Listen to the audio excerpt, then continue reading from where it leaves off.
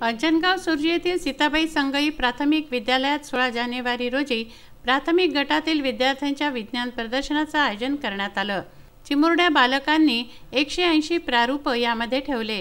इतकंच नव्हे तर शहरातील शासकीय प्राधिकरणामार्फत देखील प्रारूप ठेवण्यात आले। बालवैज्ञानिकांनी आपल्या प्रारूपांची माहिती मोठ्या उत्साहाने सांगितली। समाजाला आज पाणी वाचवण्याची गरज आहे। कचऱ्याचं निर्मूलन होणं देखील तितकंच महत्त्वाचं आहे। यासाठी अत्यंत महत्त्वपूर्ण व अभ्यासात्मक प्रतिकृती चिमुरड्या बाल वैज्ञानिकांनी मांडल्या। किसी भारत को तो जानती नहीं, पर लो शायद कोई पहचान वाला हो।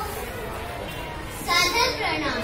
शायद आप मुझे पहचानते नहीं हो, पर मैं आपको जानता हूँ बहुत करीब से।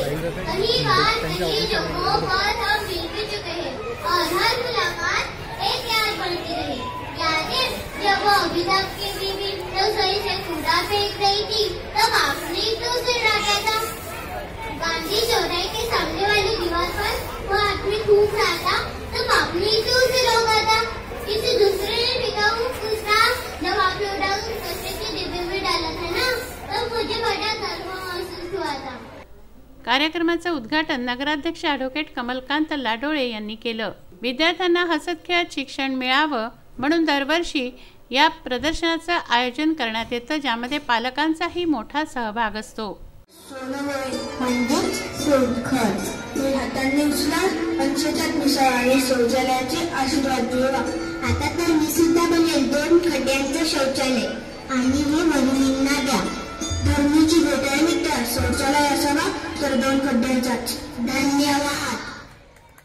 दर्यापूर मतदारसंघाचे आमदार बळवंत वानखडे, संत गाडगेबाबा अमरावती विद्यापीठाच्या सिनेट सदस्य स्मिता घोगरे, राज्य सरपंच संघटनेचे अध्यक्ष पुरुषोत्तम घोगरे, दैनिक देशोन्नतीचे तालुका प्रतिनिधी उमेश काकड, दैनिक सकाळचे तालुका प्रतिनिधी गजेंद्र मंडलिक व पत्रकार मंडळी यांनी प्रदर्शनाला सदिच्छा भेट देऊन बालवैज्ञानिकांचा उत्साह वाढवला व कौतुकाची थाप दिली।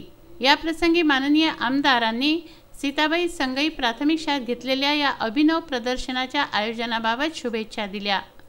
सीताबाई संगई एज्युकेशन सोसायटीचे सर्व सदस्य यावेळी उपस्थित होते। रवींद्र वानखडे, विदर्भ न्यूज, अंजनगाव सुर्जी।